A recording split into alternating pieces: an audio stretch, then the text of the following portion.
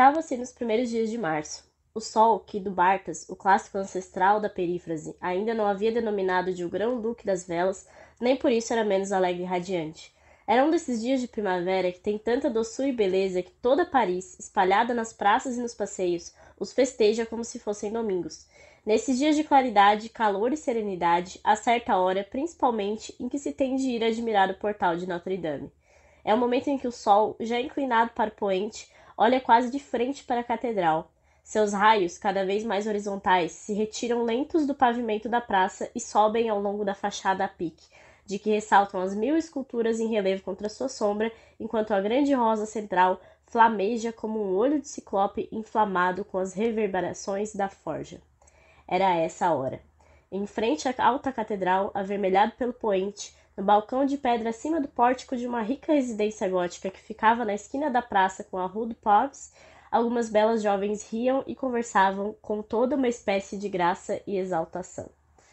Essa é só uma das lindíssimas descrições que tem nesse livro maravilhoso chamado Corcunda de Notre Dame, que eu estou muito triste de me despedir dele por meio desse vídeo, por meio dessa resenha, porque foi uma leitura perfeita, assim, é um daqueles livros que você termina dizendo isso aqui é uma obra de arte, isso aqui foi feito nos mínimos detalhes para ser um livro perfeito. Os meus vídeos de resenha costumam sair aos domingos, mas hoje, em 2019, foi o dia que o mundo inteiro parou para ver Notre Dame pegar fogo.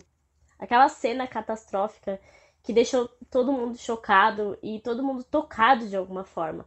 E é incrível como uma obra de arte ou um edifício, enfim, datado de muito tempo atrás, lá para 1200, 1100, começou a sua construção, pode nos deixar tão tocados, tão sensibilizados pela sua possível perda. E isso faz parte da história do mundo, faz parte da nossa história, é intrínseco a nós. E por isso que a gente fica tão tocado. E foi isso que o Victor Hugo, um dos meus autores preferidos, fez nesse livro, nessa obra-prima chamada Corcunda de Notre Dame. Esse livro, que é tanto um romance como uma história sobre alquimia, sobre filosofia, sobre teologia, sobre os problemas da religião, os problemas do clero, sobre a nobreza, sobre a Idade Média. Enfim, é um livro que tem tantas camadas e tantos detalhes que podem ser observados que não pode se resumir a um simples romance sobre Notre Dame, apesar de que a catedral é uma dos personagens principais desse livro aqui. E é interessante porque a publicação desse livro inaugurou uma tentativa do próprio governo da época de restaurar esses prédios antigos, e é um dos pontos importantes que Victor Hugo coloca aqui. É inclusive uma continuação de uma obra curta, um folhetim, que ele havia feito quando era mais jovem, quando ele tinha uns 23 anos, se eu não me engano. Ele publica esse livro com 29, algo assim. Que a ideia dele é fazer essa restauração, essa manutenção da história. Ele vai explicar aqui em O Corcunda de Notre Dame que antes da invenção da prensa de Gutenberg, aquela famosa prensa que popularizou os livros, popularizou os escritos, a imprensa de forma geral, quem contava a história de uma cidade, de um povo para nós, era a arquitetura. Eu nunca parei para pensar sobre esse ponto de vista, e ele vai passar um capítulo argumentando nesse sentido, explicando o ponto de vista dele, e o capítulo se chama Isto Matará Aquilo, porque ele acha que a partir do momento que os escritos começam a ter mais popularidade, começam a se espalhar mais, a arquitetura vai deixar de ter essa função histórica. E é algo que a gente pode observar de fato. É interessante ver como isso aconteceu realmente. E depois da publicação desse livro, houve aí, como eu disse, um movimento do governo para que essas obras fossem restauradas, fossem mais bem cuidadas. Porque afinal é a história de um povo que está sendo contada aqui. E isso é inclusive mencionado nesse livrinho aqui, caso alguém tenha interesse, que é o Notre Dame, a Alma da França, da Agnes Poirier. Eu tenho aqui no Kindle. E a Lari Virtuoso fez uma resenha integral sobre esse livro aqui. Ficou muito boa, bem detalhada. Se vocês tiverem interesse, deem uma olhadinha por lá. Tem um capítulo aqui que fala só sobre isso, sobre a escrita de Corcunda de Notre Dame. A escrita se deu bem no período da Revolução de 30, de 1830, os Três Dias Gloriosos, que era mais uma revolução, mais uma revolta francesa contra um rei que estava sendo muito ditatorial, absolutista, que estava censurando, enfim. Depois tem a ascensão de Napoleão III, o sobrinho daquele famoso Napoleão Bonaparte. Inclusive, Vitor Hugo vai se autoexilar nesse governo, enfim. Tem toda essa questão política que envolve a figura de Vitor Hugo, que é uma figura bem interessante, diga-se de passagem. E ele escreveu no meio dessa confusão toda, ele tinha um prazo para entregar esse livro aqui, se eu não me engano, era de 4 meses. Ele pediu uma extensão do prazo e não foi concedida pelo seu editor, porque ele já havia pedido antes, estava enrolando um pouco para entregar essa obra aqui. E depois da publicação, da primeira publicação, ele vai incluir 2 capítulos aqui nesse livro, porque ele queria fazer uma coisa completa. Mas é muito incrível como uma obra que foi escrita em 4, 5 meses no máximo, considerando as inserções depois, que tenha condensado uma quantidade de informações de história, de tudo, nesse livro aqui, nesse pequeno calhamaço, dá pra dizer, mas perto de Os Miseráveis ele não é tão grande assim. Aqui na edição da Penguin tem cerca de 670 páginas, mais ou menos. Mas a condensação de informações, a quantidade de coisas que se pode discutir por meio dessa obra aqui é quase que infinita. E a gente fez uma leitura conjunta desse livro e eu acho que foi uma escolha certeira fazer uma leitura conjunta desse livro, porque esse livro, como eu disse, tem tantas coisas e pessoas diferentes ficam mais interessadas em determinados assuntos ou outros. Então, às vezes, um capítulo que para você é um pouco mais chato, para alguém pode ter sido incrível. Então, eu acho que é muito interessante fazer essa troca. E Vitor Hugo é conhecido por ser um autor prolixo, todo mundo fala isso. Eu adoro a prolixidade de Vitor Hugo, sou apaixonada pelas descrições, como aquela que eu falei para vocês no início do vídeo, porque eu acho que ele consegue ambientar a gente de uma forma sensacional. Bom, então, chegando enfim ao enredo, depois de já falar tanto, já estou vendo que esse vídeo vai ficar enorme, mas não tem como ser um vídeo condensado sobre um livro de Vitor Hugo. É quase que impossível, considerando a obra que ele tem. E o enredo desse livro é muito conhecido pelo desenho da Disney, que é inclusive um desenho muito bem feito, muito bonito. Tem algumas cenas que são bem fidedignas, mas é claro que a história é completamente diferente, especialmente aí nessa questão do amor romântico, do final dos personagens. A própria Esmeralda é retratada de uma forma bem diferente aqui no livro, mas o enredo em si é bem parecido com aquele filme da Disney que todo mundo conhece. Nós temos o Quasimodo, o Corcunda, que foi criado pelo arquidiácono Frollo, Claude Frollo, que é um homem atormentado. Ele lembra muito o Fausto, do Goethe, Dr. Fausto, mas ele é um Dr. Fausto religioso.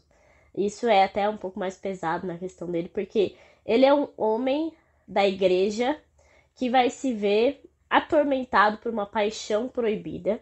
Ao mesmo tempo, ele se mostra de caráter duvidoso desde o início do livro. Ele tem um irmão, que é o Jehan, e o Jehan é extremamente mimado, ele é uma pessoa péssima, assim. E o Frollo tem uma devoção estranha por esse irmão. Os dois perderam os pais muito novos, então ele teve que cuidar desse irmão. E quando Quasimodo, com 4 anos, completamente deformado, uma criatura completamente esquisita, é deixada em Notre Dame, ele vai resgatar aquela criança e vai cuidar dela com o objetivo de guardar um espaço no céu para o seu irmão, porque ele sabe que o irmão dele tem umas tendências a ser ruim, a ser uma pessoa ruim. E ele vai cuidar dessa criança deformada com esse intuito. Então, em nenhum momento a gente vê ele de bom coração, de uma forma pura. É sempre procurando algo em troca. Então, o Frollo é uma figura bem complexa nesse livro aqui. É um personagem bem construído, bem interessante, cheio de camadas, como eu disse, porque tanto ele é um homem da religião, mas ao mesmo tempo ele está se metendo em alquimia, buscando ciências duvidosas, digamos assim. Todo esse livro se passa na Idade Média, o que também é muito interessante. Ele começa o livro falando que nada estava acontecendo na Paris de 1482, que é o ano que ele começa, mas ele escolhe justamente essa transição entre aquilo que se considera a arquitetura gótica, o período gótico, para o Renascimento, para o retorno daquela arquitetura greco-romana, enfim. Então, todos os detalhes que ele coloca nesse livro têm alguma importância na história, e todos os vários personagens que aparecem aqui são amarrados no final. A gente tem vários personagens que aparecem só no começo, lá no final eles aparecem de novo, e Vitor Hugo consegue fechar a história de todo mundo. Eu acho isso incrível. A gente tem o rei Luís XI, que era o rei nesse período da Idade Média aqui na França, e ele traz todos esses elementos, ele critica a nobreza, critica o clero, mostra como que era a vida das camadas mais baixas, tudo isso de uma forma muito bem construída e bem fechadinha aqui na história, enquanto que nós temos aí o enredo se passando nesse amor doentio que nós temos de Claude Frollo pela Esmeralda, a Esmeralda que é uma cigana, é a chamada egípcia, que é como eles chamavam as pessoas que não eram da região ali, e ela ganhava dinheiro fazendo dança, fazendo algumas brincadeiras com a cabra dela, a Djali, ali nas praças de Paris. Ela tem 16 anos, ela representa a pureza aqui nesse livro, ela se mostra muito pura, muito ingênua, que é bem diferente da Esmeralda lá do filme da Disney, né? Nós temos Esmeralda se apaixonando por um capitão da guarda que a salvou em determinado momento, mas que é um cara também horrível, assim, uma pessoa de péssimo caráter. E aí nós temos essa paixão platônica que ela desenvolve por ele. Ao mesmo tempo nós temos Quasimodo, que em determinado momento, por uma situação terrível aqui, acaba sendo preso e ela vai ajudar ele, enfim, ela vai ter um momento de compaixão que ele nunca teve e por isso ele também se apaixona por ela. Todas essas coisas que a gente já sabe que acontecem no imaginário de todo mundo, meio que já tem isso do Corcunda de Notre Dame, eu não considero spoiler. Mas a forma que Victor Hugo vai desenvolver esses personagens e o final simplesmente vale a pena essa leitura inteira por isso, porque é impressionante. E na introdução que Victor Hugo faz desse livro aqui, ele fala de uma palavra anak, alguma coisa assim, porque eu não sei falar grego, mas é uma palavra grega que representa a fatalidade. E essa fatalidade vai permear toda a história e vai fechar a história de um jeito sensacional. Essa palavra vai permear todos os acontecimentos dos personagens desse livro aqui. Então, tem essa questão do destino inexorável, da impossibilidade de mudar aquilo que está predestinado a você e a forma com que cada personagem lida com isso. Se o personagem aceita o seu destino, se o seu personagem tenta modificar o destino, tenta uma saída alternativa, tudo isso está colocado aqui nessa descrição maravilhosa e nessa forma com que o Victor Hugo fez a história desenrolar, a história caminhar. Tem muitos trechos maravilhosos aqui e, como eu disse, eu sou completamente apaixonada por Victor Hugo, realmente. Eu acho incrível o que ele faz aqui e toda a ironia que ele coloca. A gente tem o Pierre Gringoire, que é um poeta aqui que vai ter uma participação central, tanto no enredo da Esmeralda, como ele conhece Frollo, e aí ele conhece os marginais aqui, que é... Inclusive é interessante falar sobre isso, que existe aí um submundo que é a Praça dos Milagres, onde vivem os marginais, todo tipo de marginal que você possa imaginar, esse subúrbio de Paris, que é sempre muito bem retratado por Victor Hugo em Os Miseráveis, ele também faz isso, de trazer todas as classes, e ele tem isso de criticar as classes sociais das épocas e de retratar muito bem tudo isso em seus livros. Ele era um grande crítico, né? Só para trazer alguns trechos aqui, tem um momento que o Frollo tá tendo uma epifania bem fáustica aqui. Eu achei interessante, lembrei muito do Fausto. Até porque o próprio Victor Hugo coloca aqui uma representação de Fausto pra gente, que é uma gravura, se eu não me engano, do Rembrandt. Mas enfim, eu coloco pra vocês aqui. E ele está falando sobre isso, está falando sobre a busca pela ciência. E a gente tem um símbolo interessante que vai aparecer em outros momentos da história sobre uma mosca e uma aranha, que é a aranha tá prendendo a mosca para matá-la e comê-la, né? E ele fala: eis um símbolo de tudo. Ela voa, está feliz, acaba de nascer, busca a primavera e o ar livre, a liberdade. Oh sim, mas se choca contra a rosácea fatal, e a aranha sai, a aranha hedionda. Pobre dançarina, pobre mosca predestinada. É a fatalidade. Cláudio, tu és a mosca também. Tu voavas em direção à ciência, à luz, ao sol. Tu tinhas a única preocupação de alcançar o ar livre, o grande dia da verdade eterna, mas precipitando-se para a lucarna ofuscante que dá para o outro mundo, para o mundo da claridade, da inteligência e da ciência. Mosca cega, doutor insensato, tu não vistes essa sutil teia de aranha estendida pelo destino entre a luz e ti, e tu te lançaste nela impulsivamente, pobre louco, e agora te debates, a cabeça quebrada e as asas arrancadas, entre as antenas de ferro da fatalidade. Ó vaidade da ciência, quantos sábios vêm bem de longe esvoaçando quebrar nela a cabeça. Quantos sistemas misturados se chocam zumbindo diante desse vidro eterno. Enfim, tem vários trechos lindíssimos aqui, mas não quero realmente dar muito spoiler. Tem também um outro foco aqui na história, que é a mãe da Esmeralda, a busca pela mãe da Esmeralda, que é simplesmente terrível, de triste. O que Vitor Hugo faz com os nossos sentimentos desse livro aqui é incrível mesmo. Aqui nesse livro também tem muito do que ele escreve num livrinho bem pequenininho, que eu não li ainda, mas que o pessoal recomendou, o pessoal que fez a leitura com a gente, né? Que é do grotesco e do sublime. Que a gente tem aqui a beleza e a feiura o tempo todo, porque o Quasimodo é essa figura bem horrível, mas que tem um interior diferente, enquanto que nós temos a Esmeralda, que é lindíssima por fora, mas ela vai construindo essa paixão platônica que meio que esmaga ela por dentro também. E a gente tem toda essa questão do grotesco e do sublime, da beleza. Nós também temos o Quasimodo meio que se integrando à catedral, ele se torna uma parte da catedral e a relação dos dois é bem bonita. Então, quando ele vai descrever essa relação, ele faz meio que uma forma que o Quasimodo se torna um braço da catedral, assim, que também é incrível. Enfim, como eu disse, é incrível, não tem como fugir disso porque o livro é maravilhoso e não tem como sair dessa leitura sem aprender alguma coisa, sabe? Eu gosto muito de livros que te ensinam sobre coisas que você não esperava aprender no início, assim. E aqui a gente aprende sobre arte, sobre arquitetura, sobre religião, como eu disse, sobre todos esses temas que são tratados com maestria por Victor Hugo. Eu fiquei impressionada com o tamanho do conhecimento que esse homem tinha. Esse aqui foi um dos primeiros romances publicados por ele, um dos primeiros livros maiores, assim, publicados pelo Victor Hugo, que já era poeta, já era dramaturgo, enfim. E aqui tem trecho em latim, tem trecho em grego, tem trecho em espanhol, tem trecho em italiano, tem referências à Divina Comédia, à Metamorfoses, à Eneida. Eu achei incrível as referências que ele faz aqui à Divina Comédia, ao Inferno de Dante. Dá vontade de ler só por conta dessas referências que o Victor Hugo coloca aqui. É uma leitura que vale muito a pena, de verdade. Queria também trazer alguns trechos do Otto Maria Carpo falando do Victor Hugo aqui na História da Literatura Ocidental, no volume sobre o romantismo, né? O Victor Hugo é um dos expoentes do romantismo, mas o Carpo vai focar mais no Victor Hugo poeta mesmo. Infelizmente, não é algo que a gente tenha tanto acesso aqui no Brasil. Carpo vai falar que Hugo é o maior mestre da língua, com seus recursos inesgotáveis de imagens, rimas, crescendos, antíteses, trocadilhos, onomatopeias, sonoridades, ele sufoca e hipnotiza o leitor, que só depois da leitura, como depois de um sonho, se lembra de que não sabe bem do que o poeta falava. Hugo é especificamente francês. Com exceção de certos grupos e de certas nações, das quais será preciso explicar a adesão, um mundo fora da França adotaria a definição de Hugo dada por Nietzsche, um farol no mar do absurdo.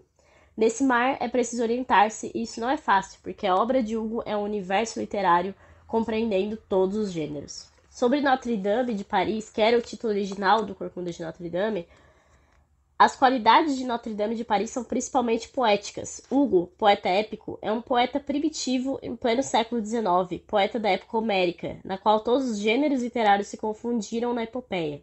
Até o elemento de frescura virgiliana na sua lírica é mais espontâneo, mais primitivo, do que no romano requintado e algo decadente.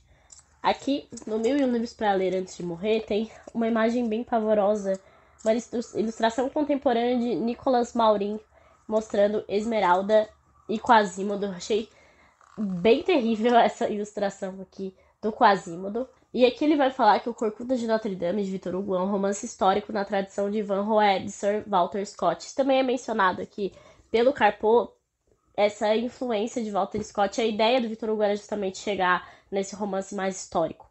Apresenta um painel vivo de Paris do século XV, uma cidade repleta de festas esplêndidas, folias grotescas, revoltas populares e execuções públicas. Tudo isso em torno da Catedral de Notre-Dame. Hugo dedica 2 capítulos à descrição da igreja gótica, levando o leitor ao âmago de Notre-Dame. Das alturas estonteantes de seu olhar pétreo, oferece ao leitor uma visão subjetiva de Paris. A palavra Ananke, destino, gravada em uma das paredes, revela a força propulsora da trama gótica. Bom, é isso. Não quero me alongar ainda mais do que eu já me alonguei. Esse é um livro que vale muito a pena. Se você adquirir essa edição aqui da Penguin, que foi a que eu li, recomendo que você passe o prefácio, porque tem um baita spoiler bem no início. Mas enfim. E eu tô muito afim de comprar a edição da Zahar, porque quem leu pela edição da Zahar e leu alguns trechos, deu pra ver que a escrita é mais bonita, é mais poética. Eu acho que deve se aproximar mais a escrita de Victor Hugo aqui. É uma coisa mais simplificada, digamos assim. E além disso, por conta dessa leitura e por uma indicação da Cláudia Ogata, que leu o livro com a gente, e ela é uma apaixonada por Victor Hugo também, eu adquiri essa biografia aqui, escrita pelo Max Gallo, que é um historiador, e eu quero muito saber tudo sobre Victor Hugo e ler todos os livros dele, porque eu realmente sou apaixonada pela escrita dele. Então, fica aqui mais uma aquisição por conta de Victor Hugo. Nós estamos pensando em ler Os Miseráveis, eu quero muito encaixar Os Miseráveis, porque pra mim vai ser uma releitura, e eu quero muito ter a edição da Nova Fronteira também, que é uma edição caprichadíssima. Eu li no Kindle só, então acho que vai ser uma leitura completamente diferente, e foi um dos livros mais lindos que eu já li na minha vida. Essa é a definição, assim, a beleza daquele livro é uma coisa sensacional. E aqui também, em Corcunda de Notre Dame, a gente tem isso também. Mas lá a gente tem uma coisa mais transcendental. Aqui a gente também tem um pouco sobre religião, mas em Os Miseráveis, o que Victor Hugo faz com o transcendental é simplesmente maravilhoso. É isso, espero que vocês fiquem com vontade de ler essa obra-prima. Eu estou triste de colocá-la de volta na estante, já dá vontade de ler de novo. Porque eu acho que esse tipo de livro é aquele que se engrandece a cada leitura você vai notar coisas diferentes, porque é de uma riqueza de detalhes que não tem como exprimir em palavras, de verdade. Espero que vocês tenham gostado do vídeo. Se vocês gostaram, deixem uma curtida, deixem comentários. Lembre-se de se inscrever no canal, que isso me ajuda bastante. E até o próximo vídeo.